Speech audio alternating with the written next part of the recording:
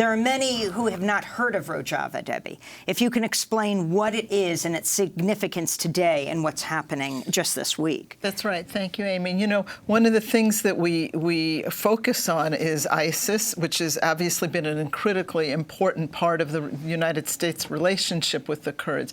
But in addition to discussing what the Kurds have been fighting against, it's incredibly and critically important, and especially to the progressive community and the American left, to talk about what they are fighting for. And that is a society that is really unparalleled right now in the 21st century. It is a society that is focused on the ideals of grassroots democracy, feminism, and ecology. And explain exactly where Rojava is. Well, Rojava is along the northern third of Syria. It is now, the Kurds are really helping run a huge landmass, basically a third of Syria, which is another reason why it's absurd that they are not being included as part of the negotiations on the future of Syria. But I think what's pretty critically important, and I am very proud of the fact that a lot of my father's ideas have influenced the Rojavan society. What is critically important is that they are saying that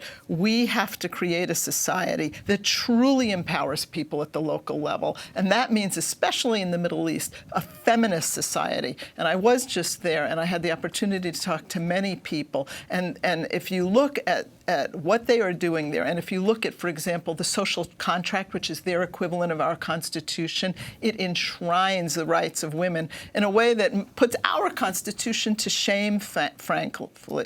So really, we're talking about a very progressive society, and I think anybody in the United States, anywhere in the world, who considers themselves a progressive or a feminist should be very strongly behind the Rojava project. So that's one very, very important aspect of it. And I think that the other thing that I just want to emphasize is that, you know, there are not only 10 or 12,000 ISIS prisoners, but there are also 100,000 families that are now being held in camps. And many of these women, there's many children, of course, as well, but many of them, especially the ones who streamed out of Baghouz near the end of the so-called caliphate, the defeat of the caliphate, are very hardcore, serious jihadists. So for Trump to say that this is not going to be a problem for us is an absurd thing to say. And you can imagine that they're jumping for joy right now. But I think it's really it is very important.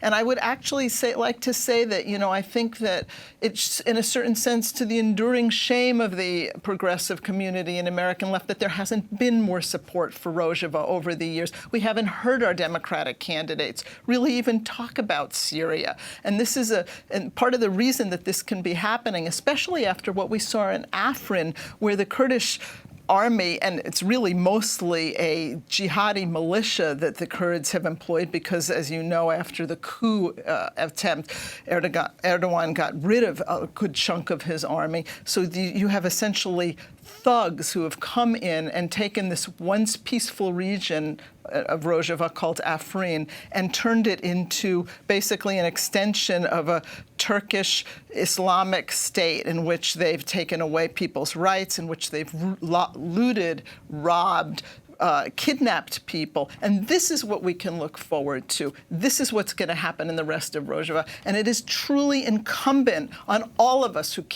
claim to care for progressive values to stand up, to demand a no-fly zone for Rojava, to go to our representatives and say, you know what, tweeting your crocodile tears is not enough. We have to actually become active, and the progressive left should really play a huge role in this. If Turkey gets its way, if the Turkish army and Erdoğan gets its way, it will continue until they have genuinely achieved the genocide of the people of northern Syria, northeast Syria.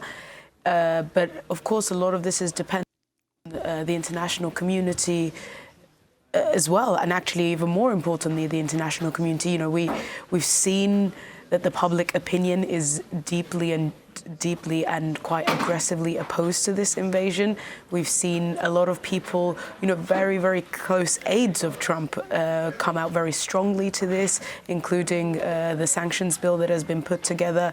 We've seen a lot of important academics like David Harvey pull out from conferences in Turkey, and celebrities like Cher who have come out with this. So this kind of solidarity and this kind of public outrage is genuinely important, because the lives of 5 million people are in question, including including almost 3 million Kurds, but also not just Kurds, right? It's Arabs, it's Assyrians, it's Turkmens, it's a lot of other Christian groups, it's Yazidis. So there's many people, many historically marginalized communities that are at risk here, because the Turkish army jets are not making distinctions. Yesterday an Armenian village was also bombed, including other Christian neighborhoods as well. So this is an all-out war against the people of northern Syria, but as Debbie mentioned as well, and Ertuğrul as well, this is against and aims to crush the beacon of hope that is the system based on direct democracy, ecology, and women's liberation. So I think what's important is that people, a lot of people want to do things, but they don't know exactly how to. It's important to encourage people to academically, culturally, touristically boycott Turkey at this point. And make sure that if there is an international power or a state that is not willing to stop this Turkish invasion, that the people of the world that will come together and make sure that they definitely pay for it.